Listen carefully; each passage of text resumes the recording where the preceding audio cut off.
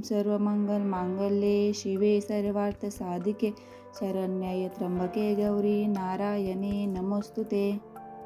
श्री दुर्गा सप्तशती अथ त्रयोदशाध्याय सूरत और वैश्य को देवी का वरदान। जो उदय काल के सूर्य मंडल की कांति धारण करने वाली है, जिनके 4 भुजाएं और 3 नेत्र है तथा अपने हाथ में वर यव अभय मुद्रा धारण किए है, उन माँ शिवा का मैं ध्यान करता हूँ। ऋषि बोले, हे राजन, इस प्रकार मैंने देवी जी का उत्तम महात्म्य तुम्हें कह सुनाया। जिसने इस जगत को धारण कर रखा है वह देवी इस प्रकार के प्रभाव वाली है। वही विद्या उत्पन्न करती है। उसे भगवान विष्णु की माया ने ही, हे राजन, तुमको इस वैश्य को तथा और विवेकवान जनों को मोहित कर दिया है। यह पहले भी मोहित थे, फिर आगे भी मोहित होंगे, इसी प्रकार दूसरे भी मोहित होंगे।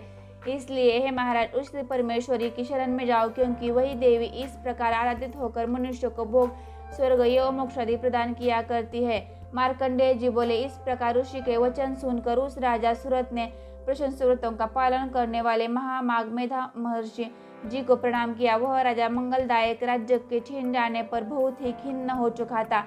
वह तुरंत ही तप करने के लिए चला गया। हे महामुने, वह वैश्य भी तप करने चला गया। वे अंबिका के दर्शन के लिए नदी के किनारे बैठकर तपस्या करने लगे। वह वैश्य देवी जी के परम उत्तम सूक्त का जप करने लगा। इस प्रकार उन दोनों ने देवी आराधना के लिए नदी के किनारे मृत्तिका की देवी जी की मूर्ति बनाई। फिर पुष्प, धूप, दीप, हवन, तर्पण आदि से धीरे धीरे आहार थोड़ा करते हुए निराहार होकर एकाग्रता से देवी जी में मन लगाकर देवी जी की आराधना करने लगे। उन दोनों ने बलि प्रदान के समय अपने अंगों के रुधिर का रक्षण किया। इसी प्रकार संयम पूर्वक 3 वर्ष पर्यंत आराधना करते रहे। तब तो जगत को धारण करने वाली देवी ने प्रत्यक्ष होकर दर्शन दिया और चंडिका जी ने कहा, हे देवी जी बोले, हे राजन तथा कुलनंदन वैश्य, तुम दोनों जिस अभिष्ट फल की प्राप्ति के लिए मेरी प्रार्थना करते रहे हो वह मुझसे मांगो, मैं प्रसन्न हूँ, तुम्हें सब कुछ दूंगे।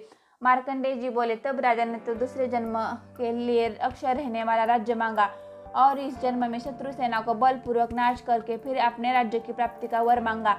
वैश्य का चित्त संसार से खिन्न हो चुका था, इसलिए उस बुद्धिमान ने उस ज्ञान का वर मांगा जिसके द्वारा संसार की अहंता ममतात्मक आसक्ति नष्ट हो जाए। देवी बोली, है राजन, थोड़े दिनों तक तुम अपना राज्य भोगोगे, बिना कठिनाइयों के अपने शत्रुओं का नाश करोगे, वही तुम्हारा राज्य विस्तृत हो जाएगा। फिर मृत्यु के पश्चात सूर्य के अंश द्वारा जन्म पाकर इस पृथ्वी पर आप सावर्णी नाम से मनु होंगे। हे श्रेष्ठ वैश्य, तुमने जो हमसे वर मांगा है मैं उस वर को देती हूँ। मोक्ष प्राप्ति के लिए तुम्हें उस ज्ञान की प्राप्ति होगी। मार्कंडेय जी बोले, इस प्रकार देवी जी ने उन्हें अभिलाषित वर दिए। फिर उन दोनों की भक्ति पूर्वक की हुई स्तुति से प्रसन्न होकर देवी जी तत्काल ही अंतर्धान हो गई। इस प्रकार वह क्षत्रिय श्रेष्ठ राजा सूरत देवी से वर पाकर फिर सूर्य देव से उत्पन्न होकर सार्वनिक नामक मनु होगा। इसी प्रकार श्री मार्कंडेय पुराण में सार्वनिक मनवंतर की कथा के अंतर्गत देवी महात्म्य में सूरत वैश्य के वरदान नामक 13वां अध्याय समाप्त हुआ।